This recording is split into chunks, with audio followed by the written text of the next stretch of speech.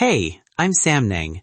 This is SNJ Pride, the podcast where two gay men who've been together for over 11 years keep it all the way real about coming out, love, and everything in between.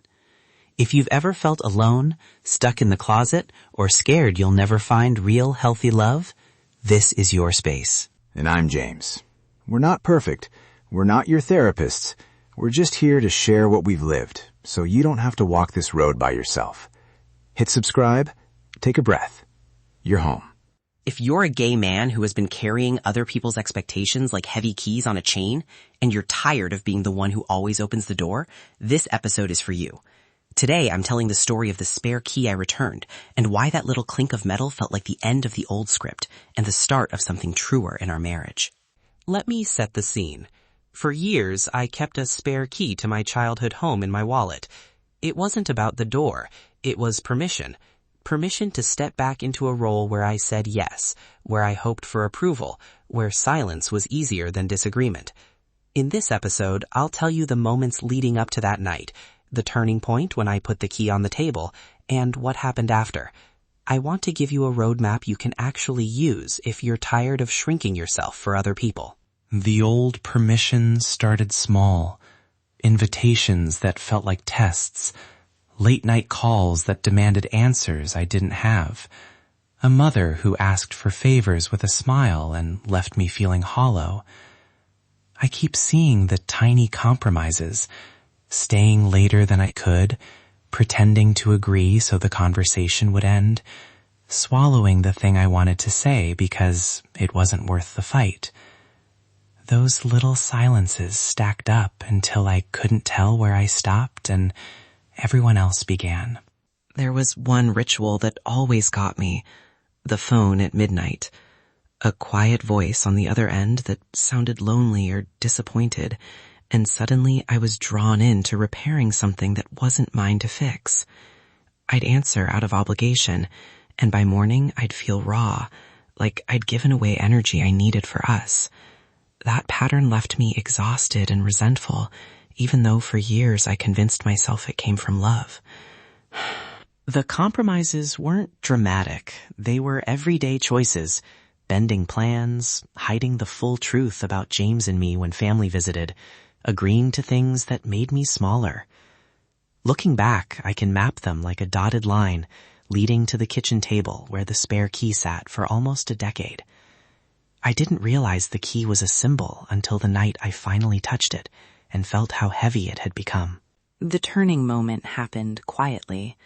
I remember the pocket of my jacket, the clink when I took the key out, like a small bell that demanded attention.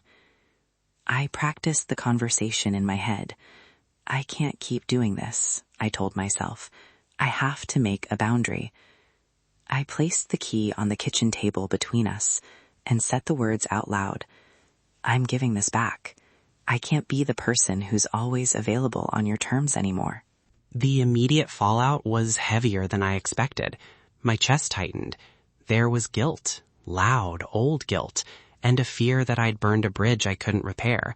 My family's voice in my head said I'd be abandoning them. My work voice said I was selfish.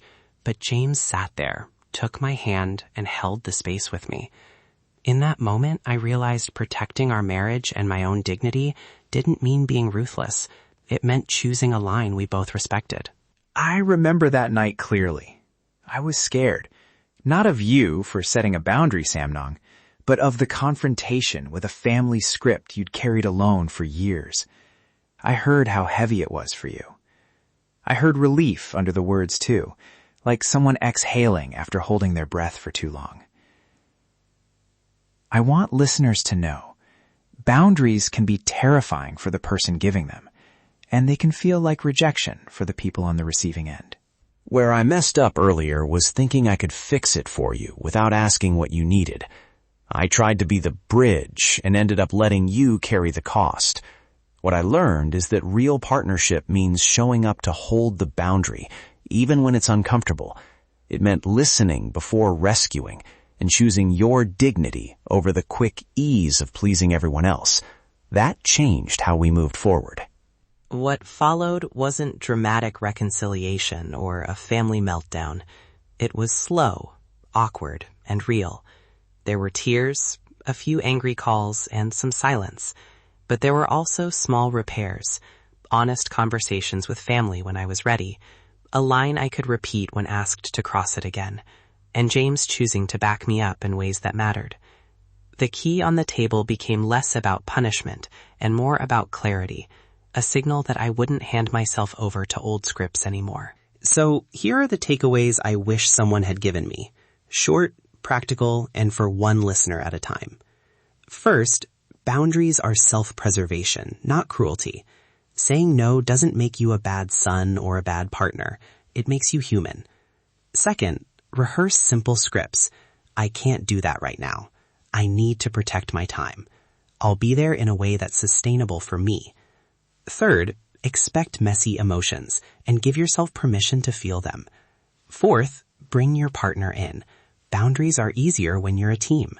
Here are a few scripts you can borrow the next time you need one. I love you, but I can't take that on right now. Short, loving, firm. I can be there on Saturday, but I need this week to rest. That topic is not safe for me to discuss. Can we talk about something else? Say them slowly. Mean them. Practice them in the mirror if you have to. If you're listening and you're sitting with the exhaustion of people-pleasing, I want to speak to you directly. I know that feeling. You are not alone. You are not broken. Choosing your well-being is not betrayal. It's survival. You deserve to keep your marriage safe and to keep your sense of self. That's not selfish. It's loving. Toward yourself and toward the people who deserve the real you. And from where I sit, I hear you. If you're terrified your family will fall apart because you set a line, I get that fear. We were there. What I want to say is this. Being brave doesn't look the same for everyone. For some, it's walking away. For others, it's saying no to one request. Whatever your step is, take it with someone who will hold you. A friend, a therapist, or a partner who understands.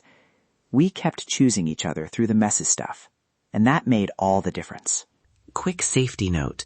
We are not therapists. If this episode brings up intense feelings, please pause, breathe, and reach out for help.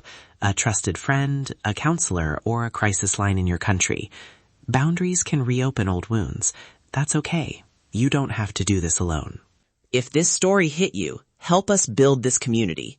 Hit subscribe, leave a rating, and tell us in the comments what part of this story landed for you. If you're not ready to share details, just comment, I hear you, so we know you're here. Your voice matters. I hear you. You're not alone. Take a breath. Thank you for being here with us. We're Samnang and James, and this is S&J Pride. We'll see you in the next episode. You're not alone.